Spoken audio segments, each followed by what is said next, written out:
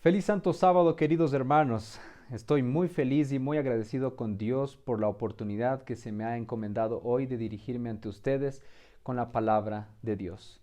Quiero agradecer también extensivamente a la Unión Chilena por la cordial invitación y el privilegio inmerecido que me han concedido en este día. Permítame también agradecer a Dios públicamente porque hoy me ha concedido un año más de vida. Que la gracia de nuestro Señor Jesús nos acompañe y la dirección de su Santo Espíritu guíe nuestro entendimiento para la comprensión del mensaje que será expuesto el día de hoy. El título del tema en este congreso de música es Un canto al que nos salvó. Es el último de la serie de temas que han sido expuestos durante la semana transcurrida. Y quiero comenzar mencionando las palabras del evangelista Juan en el capítulo 17, verso 4, cuando dejó claras las palabras de Jesucristo antes de morir. Y Jesús dijo, yo te glorifiqué en la tierra, habiendo terminado la obra que me diste que hiciera. Qué hermosas palabras de Jesús antes de morir. Él durante todo su ministerio en esta tierra glorificó el nombre de su Padre y vino a este mundo a enseñarnos una total y entera dependencia de Dios. A lo largo de la historia hubo más de un cántico. El cántico de Moisés es célebre en las Sagradas Escrituras cuando su hermana María o Miriam en otras versiones destaca la importancia de la gratitud, la alabanza y la exultación a Dios cuando pasaron por el Mar Rojo y fueron liberados del poder de los egipcios, prorrumpieron en cánticos de gozo y de gratitud. Ella, su hermano, el pueblo, cantaron y alabaron el nombre de Dios por su liberación. Y hoy en el sermón de esta mañana destacaremos el maravilloso cántico a aquel que nos salvó. Quiero compartir con ustedes una lámina que estará en pantalla sobre el Monte de los Olivos. Jesús había elegido el Monte de los Olivos para su ascensión. Jesús había terminado su ministerio en esta tierra, había muerto, crucificado en el Monte de los Olivos. Al tercer día resucitó, así como lo había prometido. Cuando Jesús salió de entre la muerte, dijo, yo soy la resurrección y la vida. Dejó claras y confirmadas sus palabras que anteriormente había dicho. Yo soy la resurrección y la vida. El que cree en mí, aunque esté muerto, vivirá. Pero ese tema ya se estudió antes, durante este congreso. Y hoy, siguiendo la línea de pensamiento y la línea histórica, Jesús determina el lugar del cual iba a ascender hacia el cielo. El Monte de los Olivos. ¿Pero por qué el Monte de los Olivos? Ahí compartimos lo siguiente. Porque la Shekinah quería decir la presencia de Dios. La Shekinah se había retirado del primer templo que se encontraba en el monte Moria. Ahí, en ese templo en donde con indolencia los sacerdotes mataban a las víctimas, mataban a los corderos por formalismo religioso, la presencia de Dios se había retirado de ese lugar. Y la Shekinah ahora se había posado sobre el monte oriental de los Olivos, puesto que la presencia de Dios no quería abandonar la ciudad que había sido elegida, Jerusalén. También porque Cristo estuvo en ese monte contemplando a Jerusalén con corazón anhelante, cuando dijo las palabras, oh Jerusalén, Jerusalén, que matas a los profetas. Jerusalén, Jerusalén, cuánto quise yo protegerte como la gallina protege a sus polluelos y no quisiste. Cristo había observado con anhelante corazón aquella ciudad que había sido llena de ingratitud. Jesús pasaba revista por la ingratitud de la humanidad. También en el Monte de los Olivos, porque en sus riscos habían repercutido los triunfantes clamores de la multitud que lo proclamaba rey. En su ladera había hallado un hogar también con Lázaro en Betania. Jesús, nuestro más grande amigo, nuestro mejor amigo, también necesitaba de amigos, de buenos amigos. Y encontró en Lázaro y en sus hermanas, María y Marta, grandes amigos. Jesús se sentía feliz, privilegiado de poder ir a casa, de tener un hogar en donde poder descansar. Por eso Jesús también estaba eligiendo el monte de los olivos. Y también porque en la parte baja del monte de los olivos, en Getsemaní, que se encontraba a 10 minutos de Jerusalén, caminando, atravesando el valle del río, el valle del Cedrón, a 10 minutos de Jerusalén, introduciéndose en la ladera del monte de los olivos, se encontraba Getsemaní. En ese lugar, que estaba al pie, había orado y había agonizado. Fue en ese lugar en donde el ángel Gabriel consoló a Cristo, luego de las tentaciones que tuvo que atravesar por Satanás. Queridos hermanos, quiero compartir con ustedes un pensamiento del libro Deseado de todas las gentes, la página 770. Es más, compartiré algunos fragmentos que determinan la línea cronológica histórica de lo que sería un canto al que nos salvó. En su cumbre se asentarán sus pies cuando vuelva. En la cumbre del Monte de los Olivos. Según la profecía bíblica, el Monte de los Olivos será partido en dos y se formará un gran valle. Y ahí, entonces Jesús descenderá. No como varón de dolores, sino como glorioso y triunfante rey. Estará sobre el Monte de los Olivos mientras que los aleluyas hebreos se mezclen con los hosanas gentiles y las voces de la grande hueste de los redimidos hagan sonar esta aclamación. Coronadle Señor de todos. Qué preciosas palabras descriptivas encontramos en el libro Deseado de todas las gentes. ¿Cómo podemos encontrar una descripción armoniosa y sublime de aquel gran día de nuestro Señor Jesús? Al acercarse a Getsemaní, se detuvo a fin de que pudiesen encontrar y recordar las lecciones que les había dado la noche de su gran agonía. Volvió a mirar la vid, por medio de la cual había representado la unión de su iglesia consigo y con el Padre. Volvió a repetir las verdades que había revelado entonces. En todo su derredor había recuerdos de su amor no correspondido. Aún los discípulos que tan caros o queridos eran a su corazón, le habían cubierto de oprobio y abandonado en la hora de su humillación. Getsemaní, un lugar muy importante para Jesús, un lugar en donde había colocado y derramado su corazón hasta la muerte, un lugar que había sido sujeto de comparación entre la prensa de aceite. Getsemaní quiere decir prensa de aceite. Jesús fue prensado y apretado en su vida, en su humanidad. Y así nosotros, mediante la palabra de Dios, también podemos ser prensados y padecer y participar de los sufrimientos de Cristo. Cristo había pasado una gran agonía. Jesús había comparado ese lugar, comparado la vid verdadera. Sus discípulos, uno lo había entregado, otro lo había negado y todos lo habían abandonado. Pero, ¿cuál sería la respuesta de Cristo ante todo esto? ¿No les retirará su simpatía y amor? ¿No se concentrarán sus afectos en aquel reino donde se le aprecia y donde los ángeles sin pecado esperan para cumplir sus órdenes? La respuesta es no. Jesús no actuó y no actuaría así.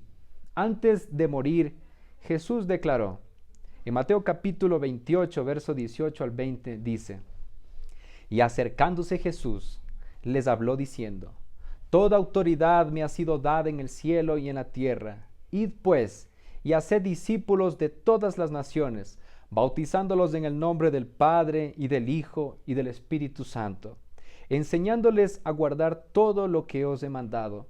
Y he aquí, yo estoy con vosotros todos los días, hasta el fin del mundo. Queridos amigos y hermanos en la fe, a pesar de las vicisitudes que atravesó Cristo, a través de la negación, a través de su entrega, a través del abandono que sufrió de sus más cercanos amigos, discípulos. Jesús no los dejó abandonados. Jesús no retiró su simpatía y amor. Jesús no concentró sus afectos solo en lo porvenir, en el cielo, en los santos ángeles. Jesús declaró: yo estaré con vosotros todos los días hasta el fin del mundo.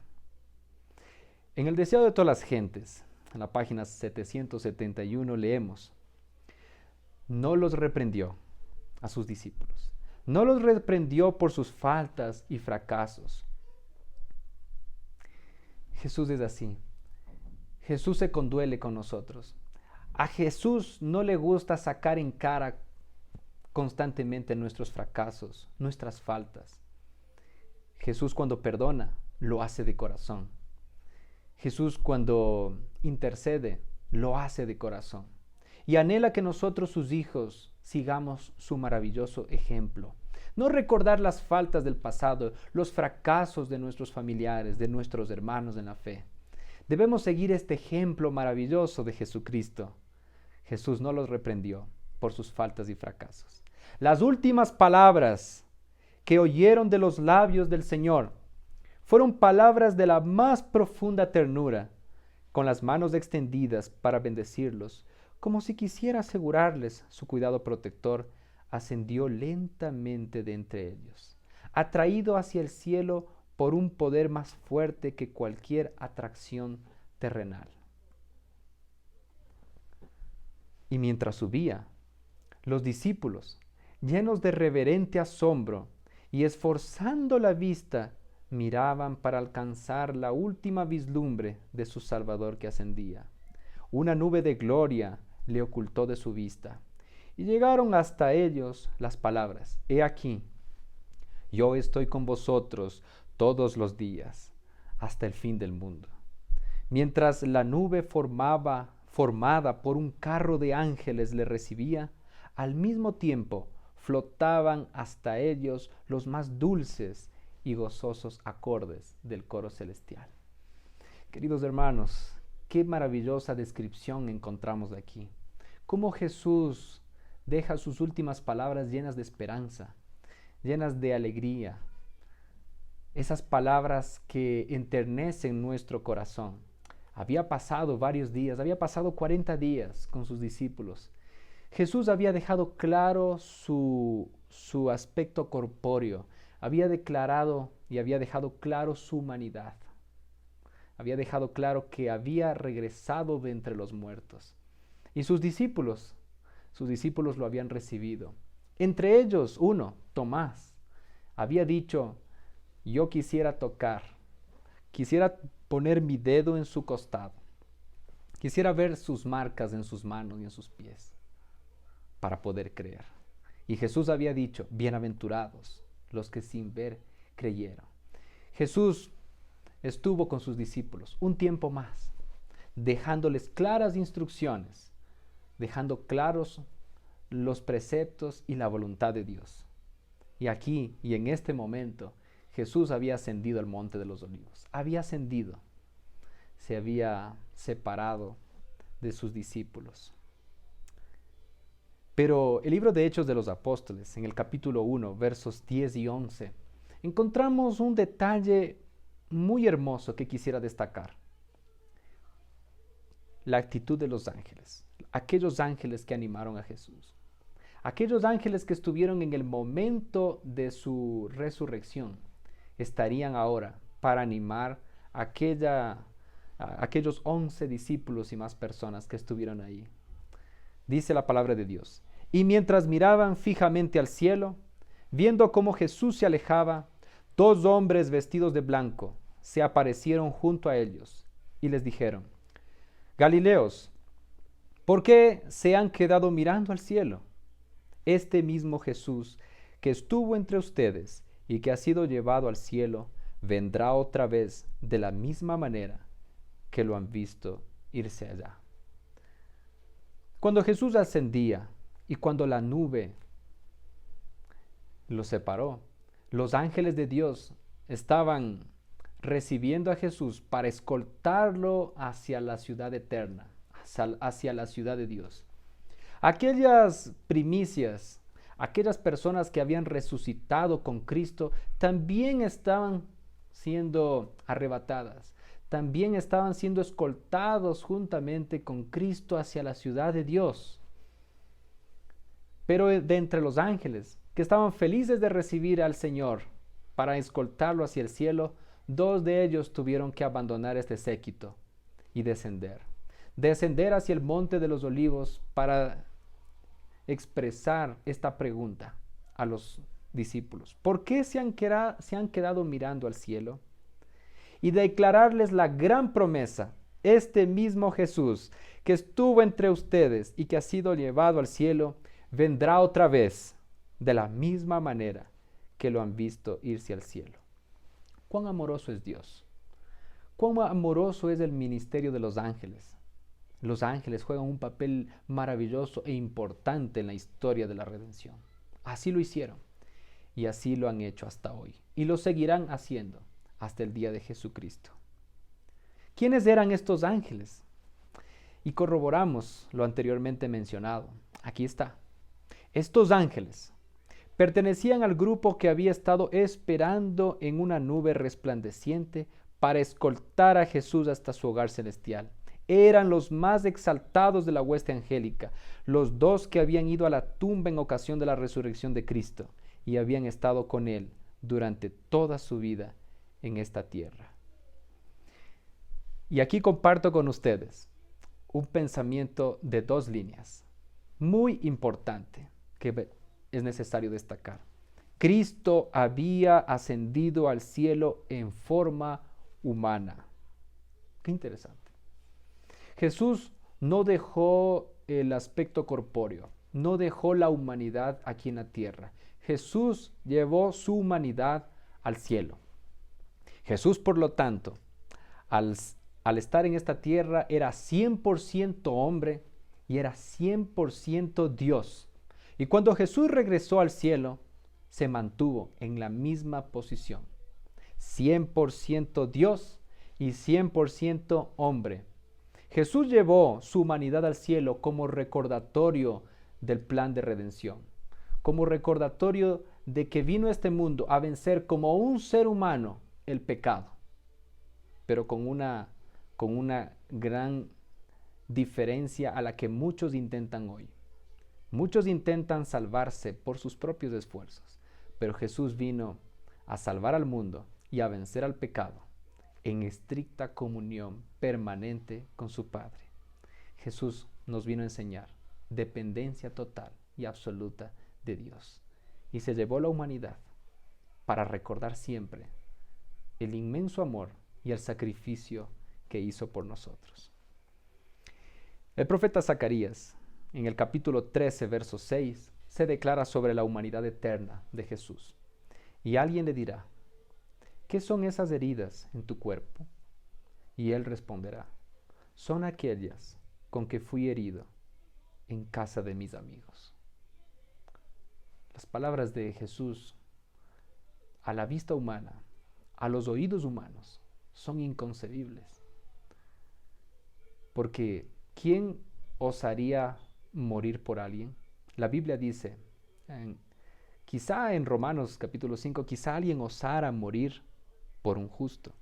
Pero Dios muestra su amor para con nosotros, en que siendo aún pecadores, Cristo murió por nosotros. Y más aún, Cristo nos considera sus amigos. Qué maravillosas palabras de Jesús. Son ellas con que fui herido en casa de mis amigos. Victoria, deseado de todas las gentes, dice en este párrafo. Sigamos la lectura. Es maravilloso poder seguir la descripción del espíritu de profecía. Cuando los discípulos volvieron a Jerusalén, la gente los miraba con asombro. Después del enjuiciamiento y la crucifixión de Cristo, se había pensado que se mostrarían abatidos y avergonzados. Sus enemigos esperaban ver en su rostro una expresión de pesar y derrota. En vez de eso, había solamente alegría y triunfo. Estaban llenos de alabanza y agradecimiento a Dios. Queridos hermanos, estamos en un congreso de música y a través de este tema y de los temas pasados encontramos música armoniosa para nuestros oídos. Qué gusto y qué alegría y privilegio poder considerar la palabra de Dios, la descripción que el espíritu de profecía hace en derredor de Cristo y de su victoria. Miren ustedes cómo los discípulos ahora estaban con alegría y triunfo, no abatidos, no tristes, sino con alabanza y agradecimiento a Dios el día que volvieron a Jerusalén. Ese día cuando Jesús ascendió a los cielos, también se escuchó armoniosamente al coro angelical. Así que el coro angelical no solo estuvo cuando Jesús estaba en un pesebre y bajaron aquellos pastorcillos de Belén a decir gloria a Dios en las alturas y en la tierra paz para con los hombres de buena voluntad. No solamente ahí los ángeles estaban cantando. Los ángeles también cantaron cuando Cristo retornó al cielo. También los discípulos estaban felices, agradecidos y prorrumpían en alabanza. Impresionante este pensamiento que vamos a leer ahora. Los discípulos ya no desconfiaban de lo futuro. Sabían que Jesús estaba en el cielo y que sus simpatías seguían acompañándolos y anhelaban presentar sus peticiones al Padre en el nombre de Jesús. Con solemne reverencia se postraban en oración repitiendo la garantía. Y esta garantía fue escrita por el evangelista Juan, capítulo 16, versos 23 y 24. Todo cuanto pidiereis al Padre en mi nombre, os lo dará. Hasta ahora nada habéis pedido en mi nombre. Pedid y recibiréis, para que vuestro gozo sea cumplido. Los discípulos sentían su gozo cumplido. Sentían que las palabras de Jesús y el pedido que Jesús les hiciera, hoy lo podían hacer realidad. Ahora podían pedir al Padre. Ahora lo podían hacer en el nombre de Jesucristo. Hoy nosotros también tenemos ese maravilloso privilegio. Pedir a Dios todo en el nombre de Jesucristo. Los discípulos ya no se preocupaban del futuro. Los discípulos se concentraron a vivir el presente, a trillar el camino hacia la salvación prometida en Cristo Jesús. Su objetivo de ahí en adelante sería glorificar el nombre de Dios, predicar el santo evangelio de Jesús muerto y resucitado y que se encontraba a la diestra de la presencia de Dios. Ese era su objetivo. Ese es nuestro también. Ese debiera ser siempre nuestro objetivo. Pero la historia no para ahí. Jesús había ascendido a los cielos y cuando su escolta, cuando su séquito y él estaban llegando al cielo, entonces se proclamó o se exclamó. Se dio una exclamación de júbilo que se encuentra predicha a través del libro de los Salmos, capítulo 24, versos 7 al 10. Y leemos: Los ángeles de la escolta de Cristo exclamaron: Alzado puertas vuestras cabezas, alzaos vosotras puertas eternas, para que entre el Rey de la Gloria. Y los centinelas de los atrios celestiales respondieron: ¿Quién es este Rey de la Gloria? No porque no supieran quién era, sino porque querían oír audiblemente las solemnes y gloriosas palabras de exclamación al Rey de Reyes y Señor de Señores. La escolta respondía: El Señor fuerte y poderoso, el Señor poderoso en batalla.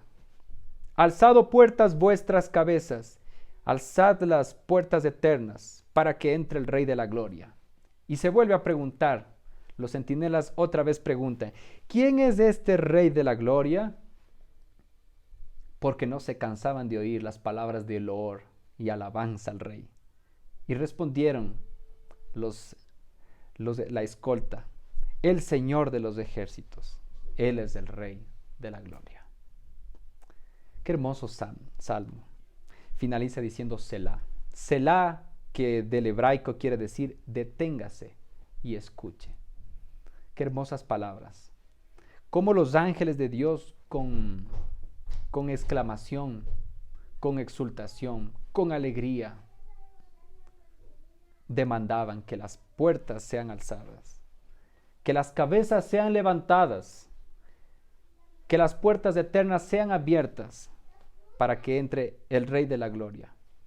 Y entonces el libro deseado de todas las gentes describe este momento y dice: entonces los portales de la ciudad de Dios se abren de par en par, y la muchedumbre angélica entra por ellos en medio de una explosión de música arrobadora.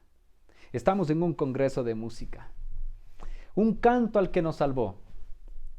En medio de una explosión de música arrobadora, Jesucristo entra con todo su séquito, con toda su escolta, entra con las primicias al cielo, a la ciudad de Dios. Un momento inimaginable. La Biblia dice: cosas que ojo no vio, ni oído yo, ni han subido en corazón de hombre, son aquellas que Dios ha preparado para nosotros. Y quieren que les diga algo: estas mismas escenas se volverán a repetir cuando nosotros, por la gracia de Dios y con la certeza en el sacrificio de Jesús, retornemos a casa, cuando vayamos a aquel hogar celestial con Jesucristo en su segunda venida. Esto pasará igual. Entraremos, pero diremos exactamente las mismas palabras que los ángeles: alzado puertas vuestras cabezas, alzaos vosotras puertas eternas, para que entre el Rey de la Gloria. Y yo pregunto: ¿quiere usted formar parte del séquito de Dios? ¿Quiere usted formar parte de esta escolta real de Jesús? ¿Está deseoso de participar de ese glorioso día?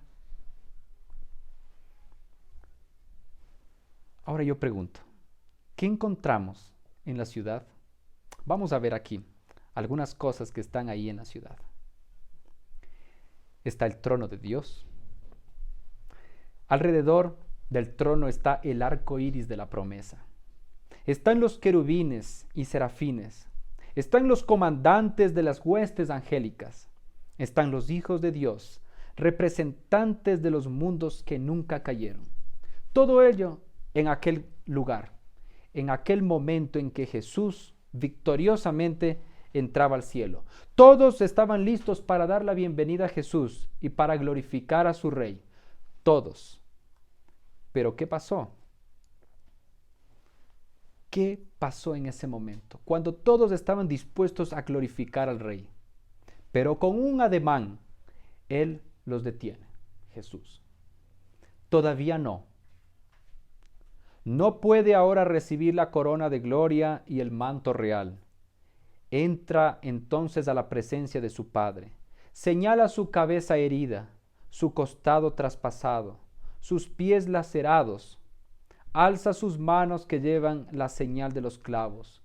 Presenta los trofeos de su triunfo. Ofrece a Dios la gavilla de las primicias. Aquellos que resucitaron con Él, como representantes de la multitud grande que saldrá de la tumba en ocasión de su segunda venida. Esta fue la reacción de Jesús. Todavía no.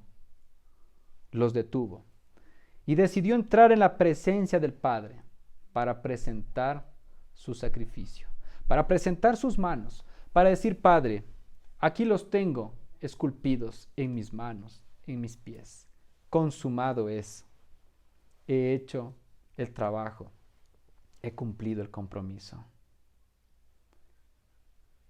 En el siguiente pensamiento dice: el pacto había sido llevado a cabo plenamente. Ahora declara: Padre, consumado es. He hecho tu voluntad, oh Dios mío. He completado la obra de la redención. Qué gran satisfacción para Jesús. Qué paz, qué tranquilidad, qué alegría el haber podido vencer a Satanás y la tentación. El haber podido pasar los momentos más amargos que un ser humano jamás pasó. el haber sido crucificado como un malhechor y haber resucitado al tercer día. Qué historia tan impresionante la que Jesús pasó.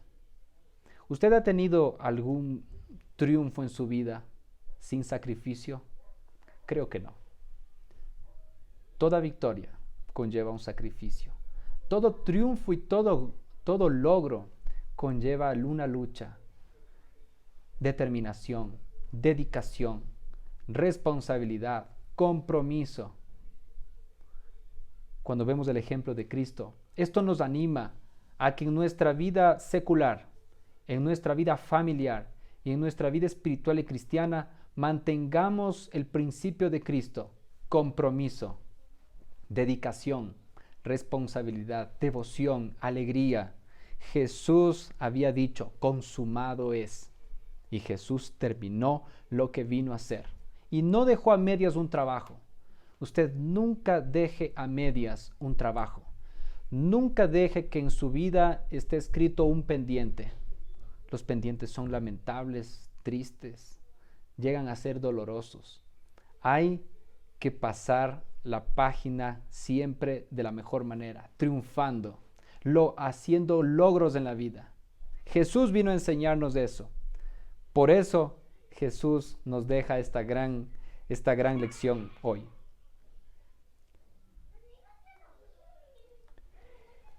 En el Evangelio según San Juan, capítulo 17, verso 24, Jesús hace un pedido entonces al Padre.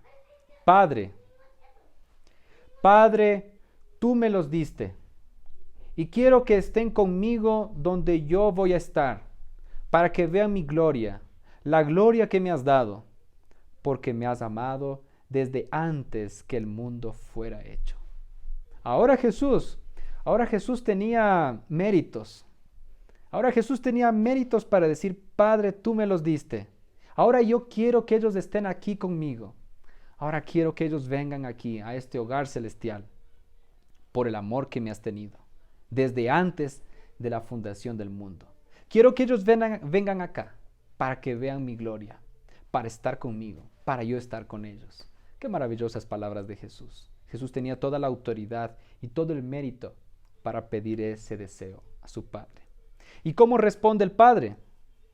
Entonces se oye la voz de Dios proclamando que la justicia está satisfecha. Satanás está vencido. Los hijos de Cristo que trabajan y luchan en la tierra son aceptos en el amado. Delante de los ángeles celestiales y los representantes de los mundos que no cayeron, son declarados justificados. Donde Él esté, allí estará su iglesia. Y la iglesia de Dios no es el templo. La iglesia de Dios somos nosotros. Somos cada uno de aquellos que deseamos y determinantemente decidimos ser fieles a Dios. La iglesia de Dios es el conjunto de aquellos fieles que esperan en la bendita esperanza de Dios, el retorno de nuestro Señor Jesús. Donde Jesús esté, allí estará su iglesia. Ahora nosotros somos aceptos en el amado. Y entonces se pronuncia una declaración divina. En Salmos capítulo 85, versos 10 y 11, se predice proféticamente este acontecimiento. La misericordia y la verdad se encontraron. La justicia y la paz se besaron. La verdad brotará de la tierra y la justicia mirará desde los cielos. Queridos hermanos, este verso se cumplió en dos fases. En la primera, cuando en la cruz se dijo: la justicia debe ser saciada, muerte para el transgresor. En lugar de la muerte del transgresor, murió el Hijo de Dios. Pero también la misericordia se encontró una nueva oportunidad para el pecador a través de Jesús. Y la gran fórmula maravillosa que concilió la justicia y la misericordia fue el infinito y el eterno amor de Dios por nosotros.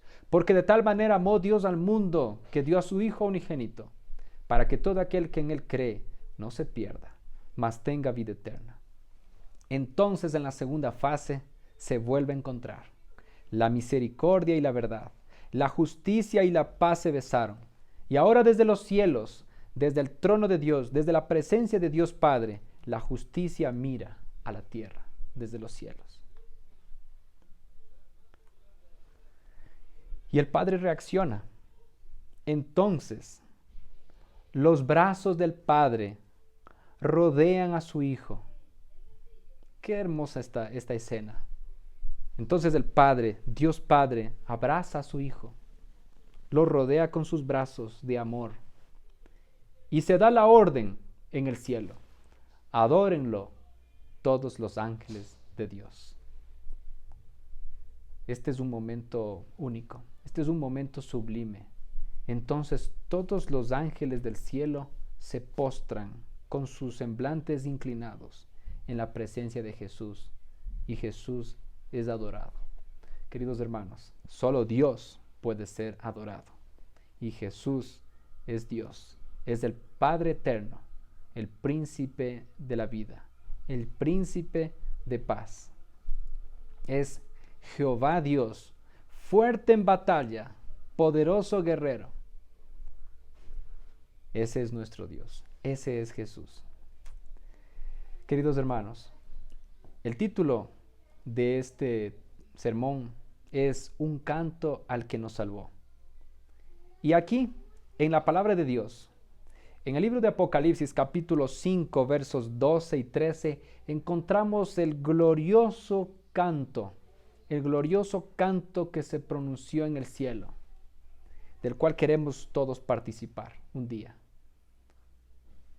La palabra de Dios dice: y decían con fuerte voz: el Cordero que fue sacrificado merece recibir el poder y la riqueza, la sabiduría y la fuerza, el honor y la alabanza, y también oír decir a todos los seres del universo, que todos alaben al que está sentado en el trono y también al Cordero, que lo llamen maravilloso y por siempre admiren su poder.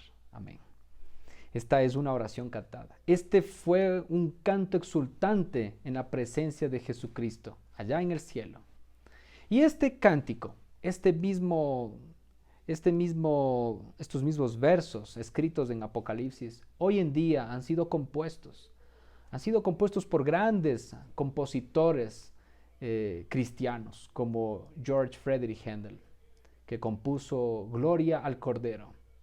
Gloria al Cordero es la última obra del famoso y reconocido oratorio del Mesías, compuesto por George Frederick Handel.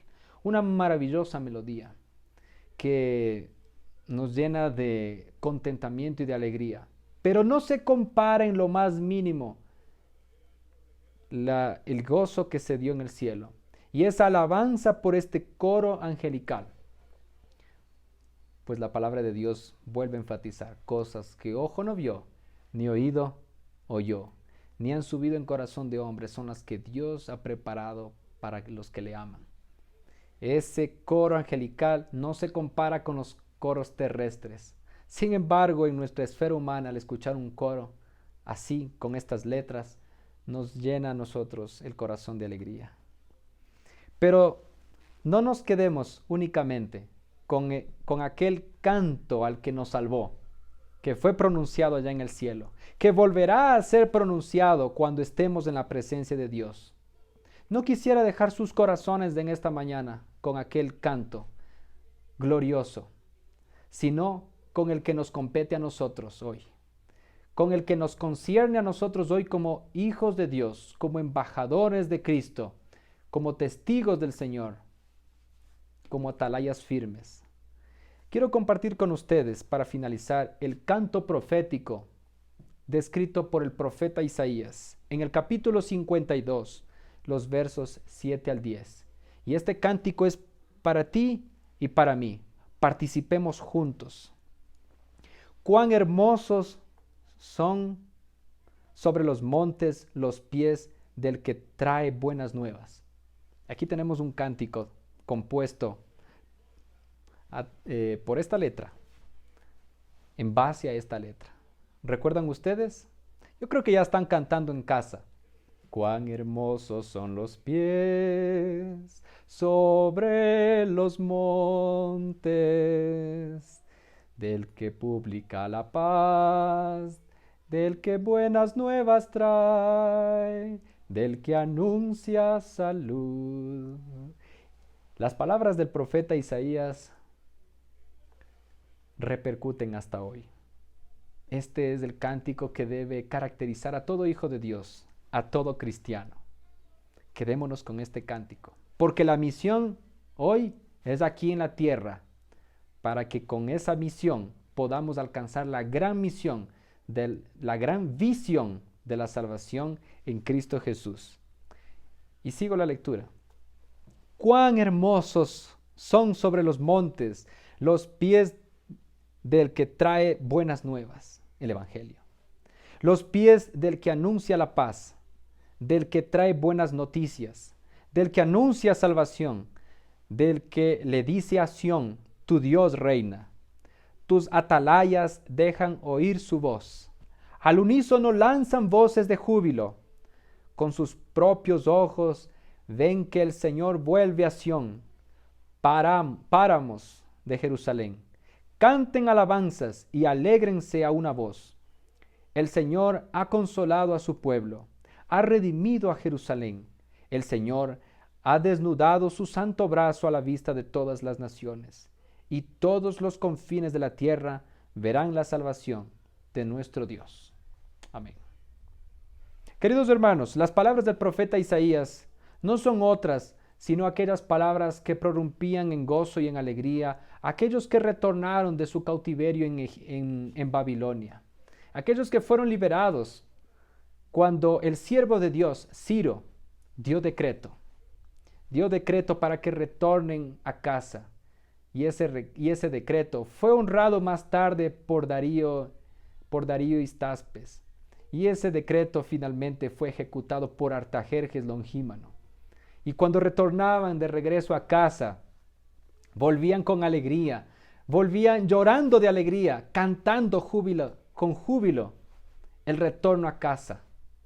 Nosotros también queremos cantar el retorno a casa, a la presencia de Dios. Ir al cielo, en donde estará Jesús. Será maravilloso conocer a Jesús, a Dios el Padre, al Espíritu Santo, a los santos ángeles. Ver a los hijos de Dios de los mundos que no cayeron. Ver a las primicias que fueron antes que nosotros.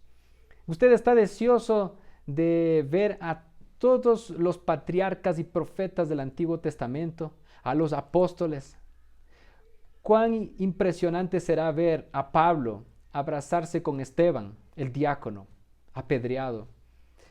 Cuán maravilloso será ser reconciliados con Dios y abrazar a Jesús, colocar nuestras coronas sobre sus pies y exclamar, Señor, eres nuestro Dios, gracias a ti estamos aquí. ¿Está usted deseoso de recibir la bienvenida de Jesús a los vencedores? ¿Está deseoso de que el punto final de esta historia se dé muy pronto? ¿Usted está deseoso de participar de esta misión en esta tierra? Que sus pies sean hermosos, anunciando la paz, las buenas nuevas, las buenas noticias, el evangelio de salvación. Participe de esta misión. Piense en las cosas celestiales, más que en las cosas terrenales. Y pronto estaremos en el hogar celestial, disfrutando de aquel canto, aquel que nos salvó. El Señor te bendiga grandemente. El Señor bendiga su palabra. Es mi sincero deseo y oración en esta mañana. Amén.